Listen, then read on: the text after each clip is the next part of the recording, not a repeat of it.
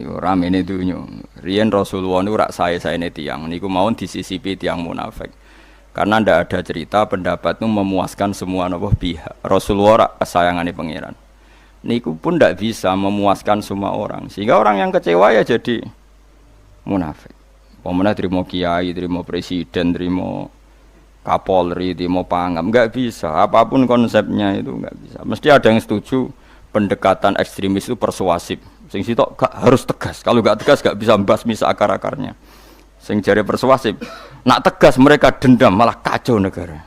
Sing sitok kalau nggak tegas mereka ngelamak. Ini kan raiso selesai. Akhirnya nyelesaikan. Aku sing pimpinan nurut.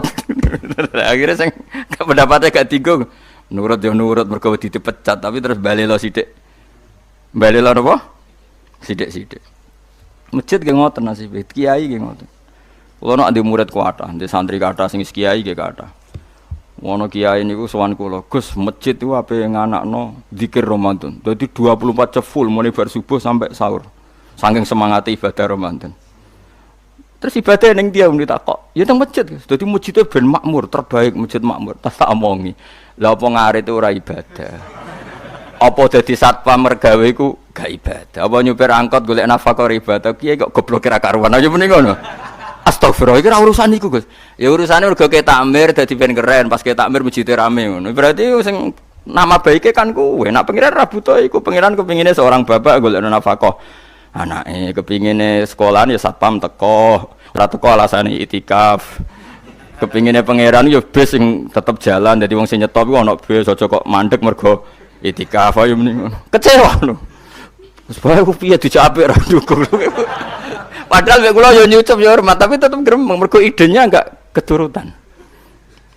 Ya kula yo ngerti rai-rai ngono iku yo biasa wae cara kula biasa. Tapi suwe-suwe yo sadar den. Bareng ngajak wong ora gelem. Akhirnya sadar. Jebule ngandel jenengan nggo sembang kula ya suwi wong luwih ngandel aku timbang kowe. Lah bento tapi ngandel kowe ya. Wong aliran sesat ta. Ya masjid itu anggere sono salat jamaah iku ya wis rame cara pangeran. Ora perlu rame banget.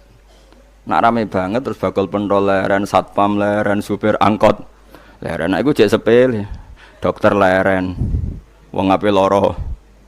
Ape lara ape berobat ra iso. Nek larane emergensi astagfirullah minamikum taqabbal ya karim. Sajane semburu leren maling leren, copet leren, iku apik nek iso ngumpul iku.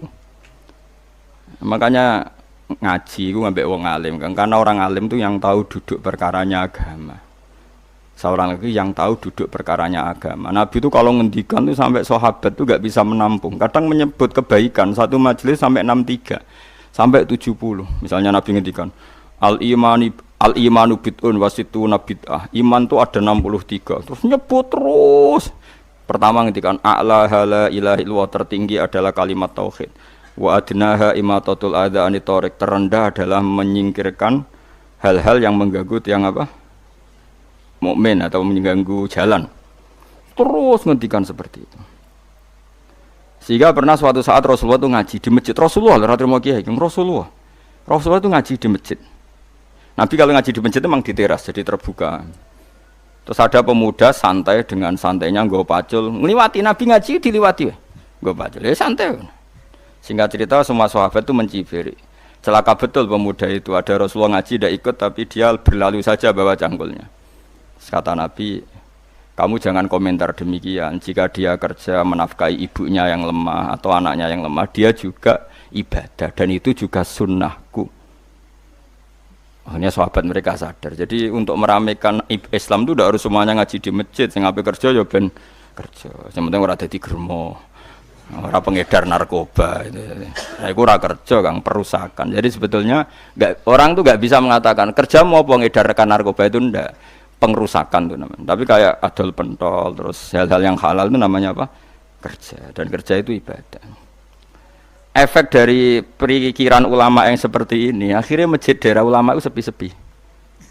Mergo ngomong ngono terus wong wae nak ngono ora perlu ning masjid. Lah iku kesimpulane sing salah.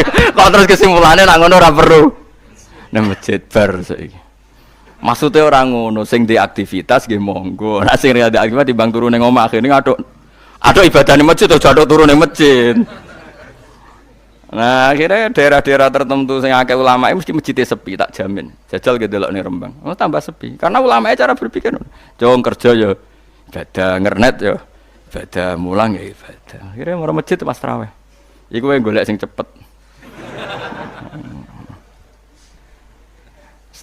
Tapi kunane kuno, Nabi sekalipun itu yang namanya orang yang mendengar tetap ada yang menolak.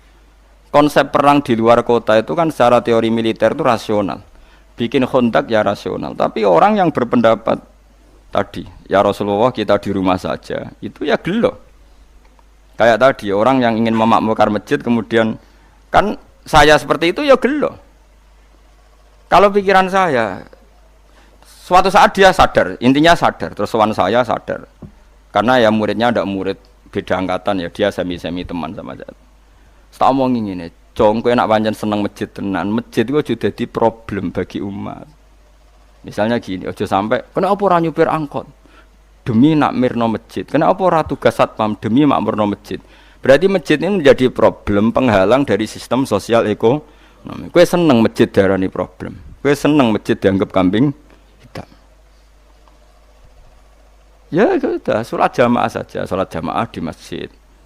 Terus yang nganggur-nganggur ya ke masjid. Tapi kalau yang sibuk ya monggo, asal itu halal ya ibadah. Ketika Nabi setiap aktivitas muslim asal halal itu apa? Ibadah. Makanya kita harus. Nah, tapi kan pendapat seperti ini itu kan kadang dibantah juga. Tapi ke Ramadan Gus tahun pisah, nosok ngujinan rasa setuju. Tak bukti kalau dia hadun nafsi tak tes. Ya wis aku setuju. Syaratnya ketuane takmir ra kowe. Dadi masjid rame pas kowe ra ketua takmir. Isen deh, karena dia ingin punya prestasi. Berarti sawang wow pas dia ketua takmir, hadun nafsi enggak? Hadun nafsi pasti dia itu cari. Ya jajal pengajian sing gede-gede. Mereka pengurus takmirnya kepengen pas era ini yang tahu pengajian geden. Pas gak pengurus takmir terus ada pengajian geden. Wah po rame-rame bareng. Padahal orangnya sama. Nah itu ulama itu tukang ngomong seperti itu. Mungkin menyakitkan, tapi ulama itu terus ngomong seperti itu supaya agama ini dibawa berdasar ikhlas, bukan hadzun nafsi, bukan kepentingan pribadi. Tapi tentu ulama tetap ngomong iktikaf ya sunat baik, kerja ya baik, amal lainnya asal baik ya baik. Ngomong gitu terus. Tapi kan mangkel loh akhir ulama, karena bagi pengurus masjid baik itu pas Ramadan ya masjidnya rame. Bagi yayasan yatim piatu amal apa ya dikekno yayasan yatim piatu. Bagi KBIH, bagi travel amal apik ya umroh. Ya ora. Iki tenan kula raguyan. Mana mungkin travel umroh dalil kowe nek ade dhuwit luwih kekno cah yatim, kekno masjid, gak payu travel. Tapi dalile al umroh ilal umroh kafaratun lima bainahuma. Umroh itu yang mengkafaroi dosa. Jadi dan itu kersane Allah, orang macam-macam pikirannya kersane Allah dan baik-baik saja, dunia diokal-akali itu ya baik-baik saja. Allah ya tenang aja tetap sugih. Cuma ulama harus ngomong seperti saya. Jadi karena keterbatasan manusia sehingga yayasan yatim piatu mesti ngomong seakan-akan ibadah terbaik yang nyumbang yatim piatu. Nanti yang di travel ibadah terbaik ya sowan nabi umroh. Nanti sing jamaah thariqah ya ibadah terbaik itu thariqah. Semua dan itu semuanya baik gak masalah, kita tidak masalah. Tapi kalau memaksa orang lain harus seperti itu dan mengkerdilkan kebenaran hanya surahnya gambarannya seperti itu, kita sebagai ulama harus melawan. Karena Nabi dawuh kebaikan itu sekian jumlahnya. Terus Nabi menyebut di satu majelis itu 60. Sampai yang di antara yang disebut itu nganti ana sing jorok. Wa fi buti ahadikum sedekah. Kowe ngeloni bojomu iku sedekah. Sampai sahabat takok, "Ya Rasulullah, masa urusan gitu ibadah?" Ayat ahaduna syahwatahu wa huwa alaihi ajrun. Masa urusan kelon itu ganjaran ibadah. Terus Nabi jawab,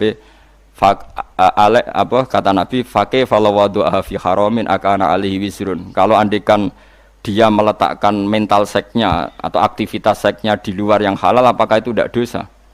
Iya ya Rasulullah. Terus kata Nabi, "Wa kadzalika," begitulah kalau diletakkan di halal dia juga dapat apa? Paha. Terakhir Nabi ngendikan, takufu syarroka anin nas fa innaha shadaqatun minka ala nafsik. Jika kamu itikaf di masjid tidak bisa, adol pentol tidak bisa, jadi satpam tidak bisa, aktivitas sosial yang menguntungkan orang lain tidak bisa. Takufu syarroka anin nas. Yang penting kamu tidak berbuat buruk yang merugikan manusia. Sehingga sampai ada riwayat dari orang sufi, ibadahnya orang zaman akhir itu tidur karena anak tidur wis gak ganggu wong. Iya. Paling bojo tok sepeten.